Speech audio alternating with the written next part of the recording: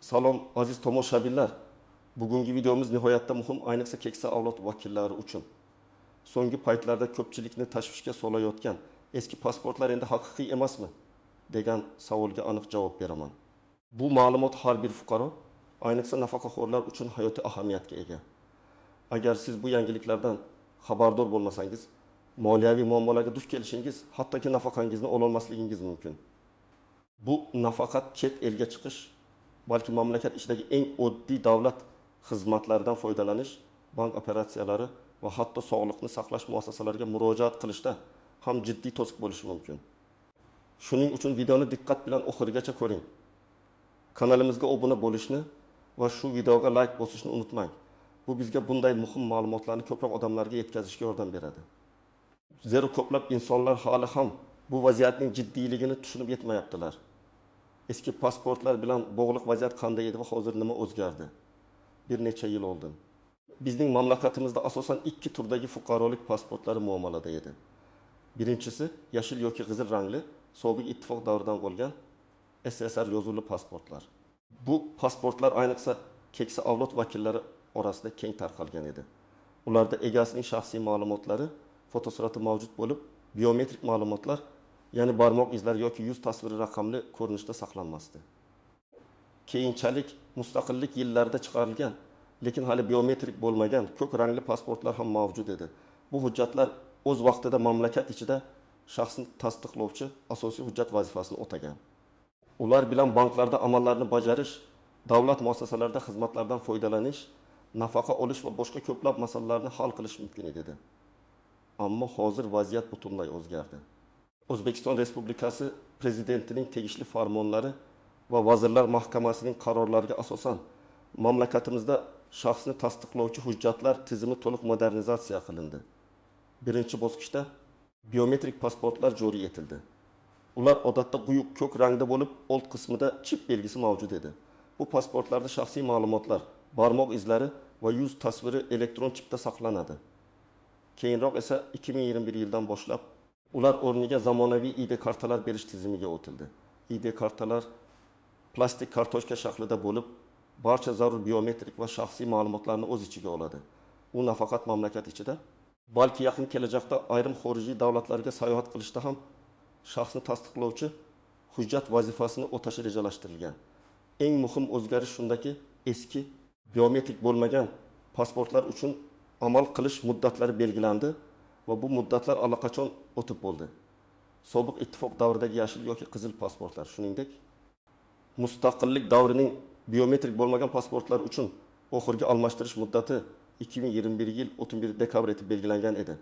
Ushbu muddatdan keyin ular mamlakat hududida shaxsni tasdiqlovchi hujjatida haqiqiy emas deb topildi.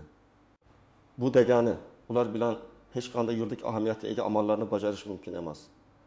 Nima uchun bu qadar jiddiy o'zgarishlarga qo'l urildi? Dunyo raqamli texnologiyalar asriga qadam qo'ydi va O'zbekiston ham bu jarayonlardan chetda qolishni istamaydi.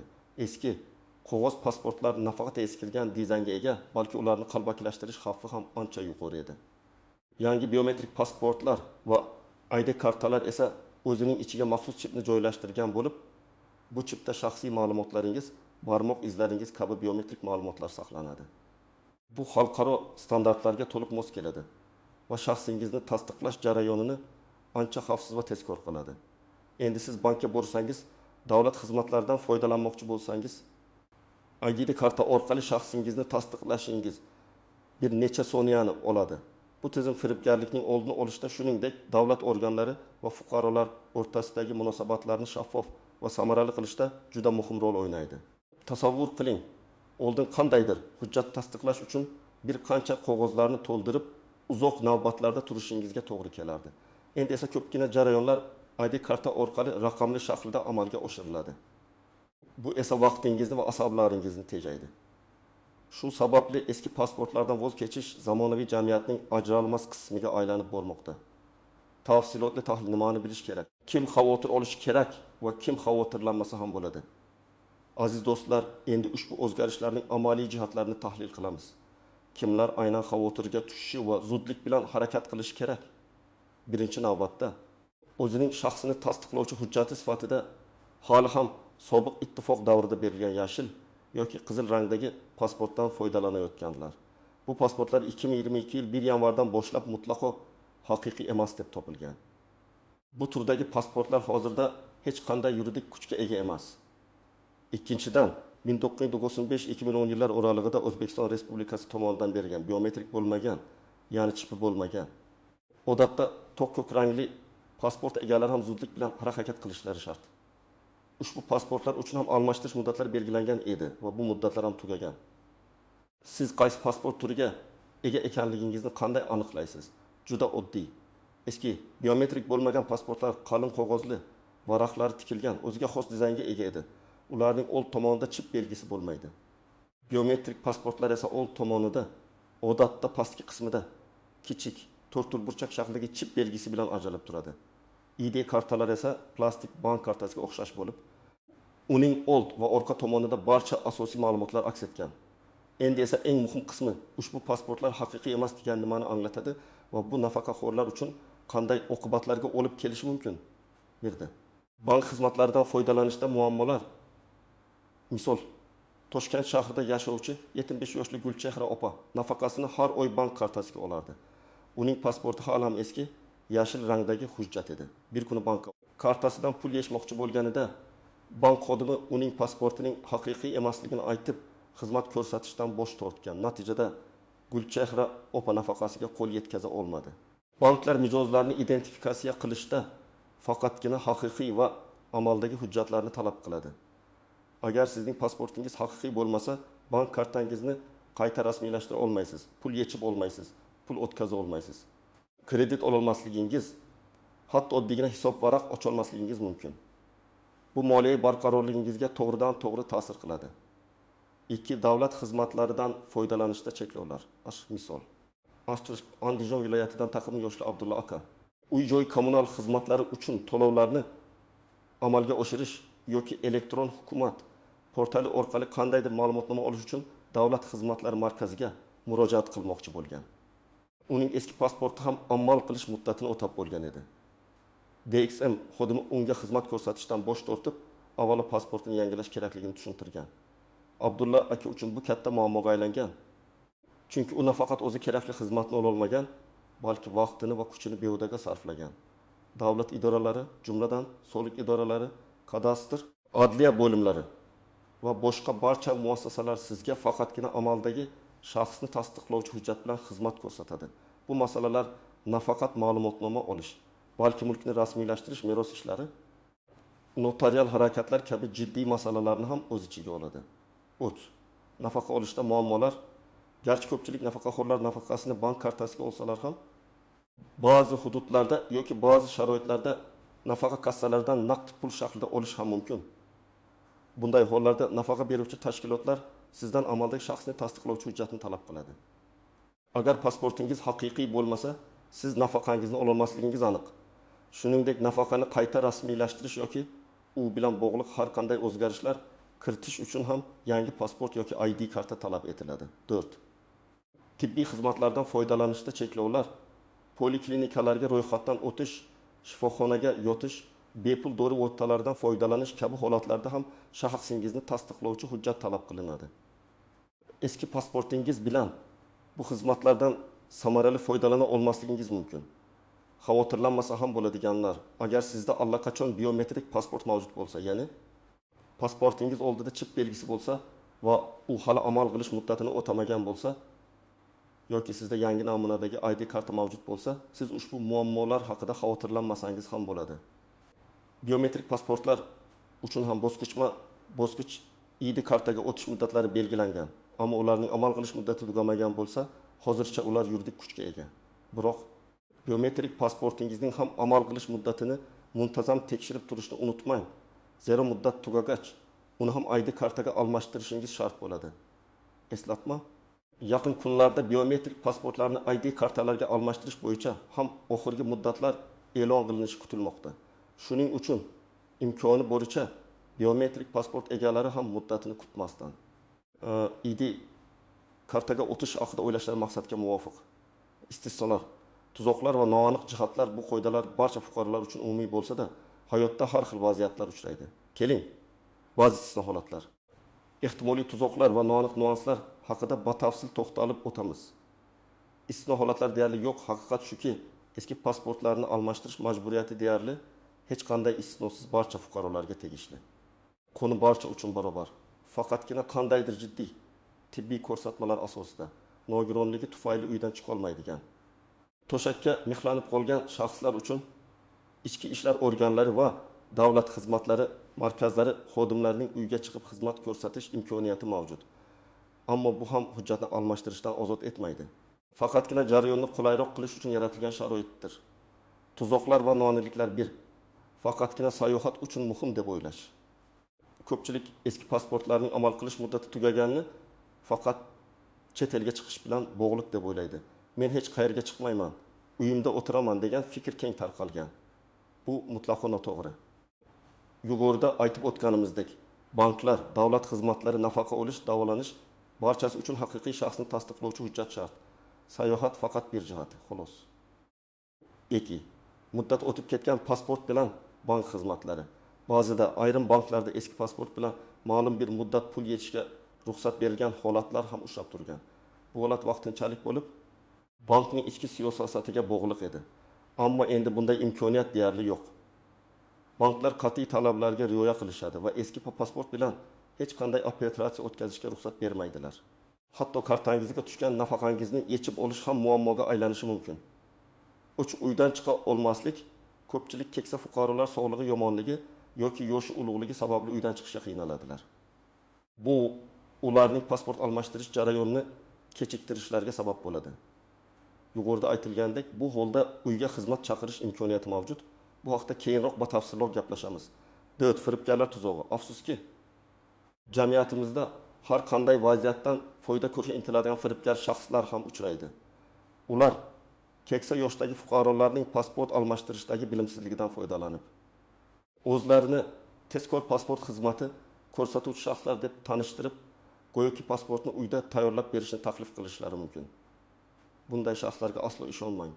Faqatgina rasmiy davlat xizmatlari markazlari yoki ichki ishlar organlarining migratsiya va fuqarolikni rasmiylashtirish bo'limlari orqali harakat qiling.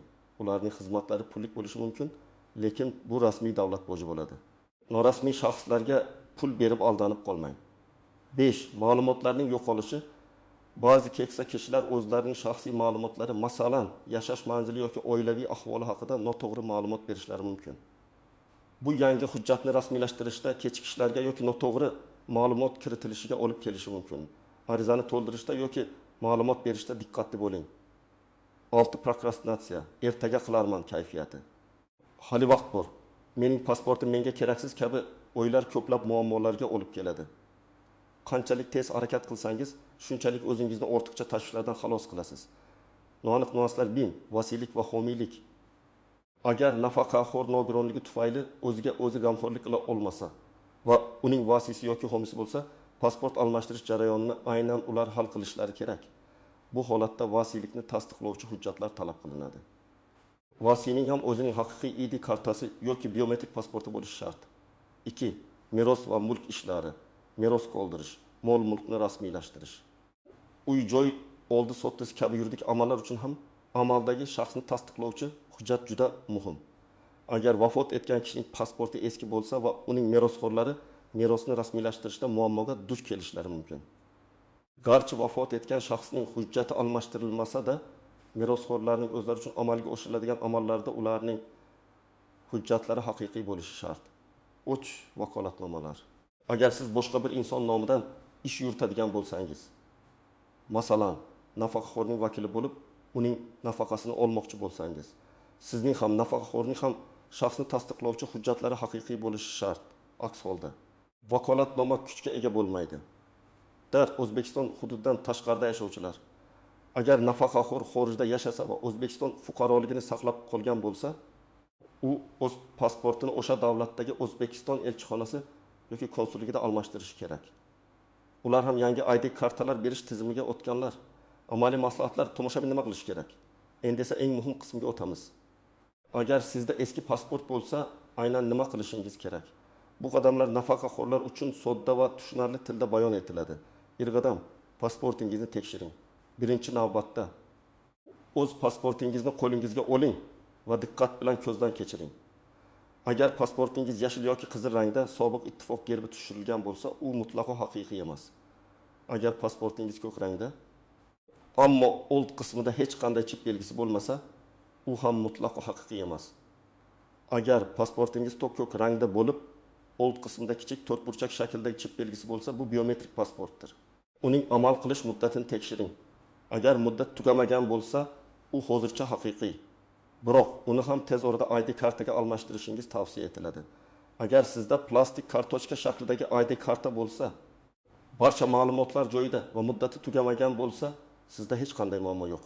2 qadam hujjatlarni tayyorlash. Agar sizda eski, amal qilish muddati o'tgan pasport bo'lsa, yangi ID karta olish uchun quyidagi hujjatlar sizga kerak bo'ladi.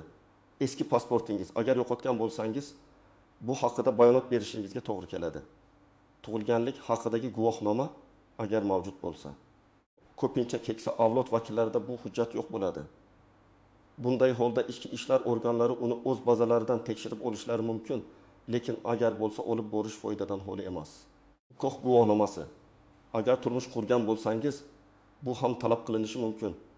Nafaqaxo'r guvohnomasi agar mavjud bo'lsa, bu davlat boji to'lashda imtiyoz berishi mumkin bo'lgan holatlar uchun kerak. Davlat boji to'langanligi haqidagi kvitansiya. Davlat boji miqdori minimal ish haqi bazaviy hisoblash miqdorining 1 metr atrofida bo'ladi. Hozirgi kunda bu miqdor taxminan 10.500 so'm tashkil etadi, biroq bu raqam o'zgarishi mumkin. Shuning uchun murojaat qilishdan oldin aniqlab olish tavsiya etiladi.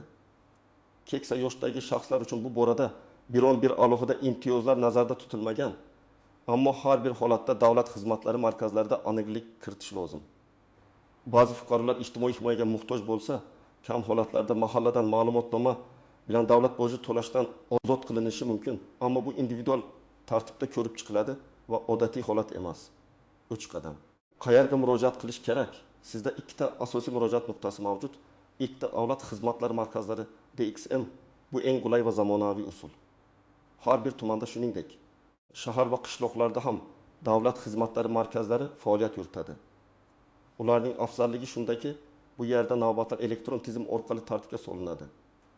Xizmat ko'rsatish madaniyati yuqori va barcha kerakli hujjatlar bir joyda rasmiylashtiriladi. Siz borib navbatga yozilasiz, xodimga hujjatlaringizni topshirasiz, joyida fotosuratga olasiz va barmoq izlaringizni topshirasiz. Arizani to'ldirishda ham xodimlar yordam berishadi. DXMlar odatda soat 9:00dan 10:00gacha ishlaydi. 2. Ichki ishlar vazirligining migratsiya va fuqarolikni rasmiylashtirish bo'limlari sobiq pasport stoli over. Bu bo'limlar ham pasport almashtirish xizmatini ko'rsatadi. Ammo DXMlarga nisbatan bu yerda biroz ko'proq navbatlar bo'lishi va jarayon biroz vaqt talab qilishi mumkin. 4 qadam. Arizani to'ldirish va biometrik ma'lumotlarni topshirish. D2 yoki IV migratsiya bo'limida sizga ariza blankasi taqdim etiladi. Xodimlar sizga uni to'ldirishda yordam berishadi. Bu arizada shaxsiy ma'lumotlaringiz, yashash manzilingiz, ota-onangizning ma'lumotlari kabi standart savollar bo'ladi. Keyin esa sizni fotosuratga olishadi va barmoq izlaringizni skanerlashadi. Bu biometrik ma'lumotlar sizning yangi ID kartangiz chipiga kiritiladi. 5 qadam. Yangi ID kartani olish muddati. Odatda yangi ID karta berish jarayoni 10 ish kundan 15 ish kunigacha davom etadi. Agar sizga juda shoshilinch bo'lsa, qo'shimcha to'lov evaziga tezlashtirilgan tartibda ilk ish kuni yoki 3 ish kuni ichida olish imkoniyati ham mavjud. Bu haqda murojaat qilayotgan joyingizda batafsil ma'lumot berishadi. Maxsus holatlar uchun amaliy yechimlar. To'shakda yotgan yoki nogironligi tufayli harakatlana olmaydigan nafaqaxo'rlar uchun bunday hollarda siz yoki yaqinlaringiz davlat xizmatlari markaziga yoki 02 qisqa raqamiga qo'ng'iroq qilib, uyga xizmat chaqirishingiz mumkin. DXM xodimlari maxsus jihozlar bilan sizning uyingizga kelib, joyda fotosuratga olishadi. Barmoq izlaringizni skanerlashadi va arizani rasmiylashtirishga yordam berishadi. Bu xizmatning narxi odatdagidan biroz farq qilishi mumkin. Bu haqda operator bilan bog'langaningizda aniq ma'lumot beriladi. Eski pasport yo'qolgan bo'lsa, agar eski pasportingiz yo'qolgan bo'lsa, avvalo siz yashash joyingizdagi ichki ishlar bo'limiga murojaat qilib, yo'qolganligi haqida ariza yozishingiz va ma'lumotnoma olishingiz kerak. Keyin esa bu ma'lumotnoma bilan DXMga yoki IV migratsiya bo'limiga borib, yangi ID karta olish uchun murojaat qilasiz. Yo'qolgan pasport o'rniga yangi hujjat olish jarayoni biroz ko'proq vaqt talab qilishi mumkin. Chunki shaxsingizni tasdiqlash uchun qo'shimcha tekshiruvlar o'tkaziladi. Xulosa va yakuniy chaqiruv aziz tomoshabinlar. Bugungi videomizda eski pasportlar endi haqiqiy emasmi degan savolga atroflicha javob berishga harakat qildim. Xulosa qilib aytganda, ha, eski biometrik bo'lmagan pasportlar allaqachon amal qilish muddatini o'tagan va hozirda mamlakat hududida shaxsni tasdiqlovchi hujjat sifatida haqiqiy emas. Bu nafaqat chet elga sayohat qilishda, balki bank operatsiyalarida, davlat xizmatlaridan foydalanishda, nafaqa olishda va hatto sog'liqni saqlash muassasalariga murojaat qilishda ham jiddiy muammolarga olib keladi. Shuning uchun sizdan iltimos ushbu ma'lumotga jiddiy e'tibor qarating. Agar sizda yoki sizning oila a'zolaringizdan kimdadir, ayniqsa keksa yoshdagi qarindoshlaringizda eski pasport bo'lsa, zudlik bilan davlat xizmatlari markazlariga yoki ichki ishlar organlarining migratsiya va fuqarolikni rasmiylashtirish bo'limlariga murojaat qilib, uni yangi ID kartaga almashtiring. Bu sizni kelajakdagi ko'plab muammolardan himoya qiladi va hayotingizni ancha osonlashtiradi. Ushbu video siz uchun foydali bo'ldi degan umiddaman. O'z fikr va mulohazalaringizni izohlarda yozib qoldiring. Balki siz ham shunga o'xshash vaziyatga duch kelgandirsiz. O'z tajribangizni boshqalar bilan bo'lishing. Videoga like bosishni va kanalimizga obuna bo'lishni unutmang. Zero biz bunday muhim va foydali ma'lumotlarni doimiy ravishda taqdim etib boramiz. E'tiboringiz uchun rahmat va o'zingizni asrang.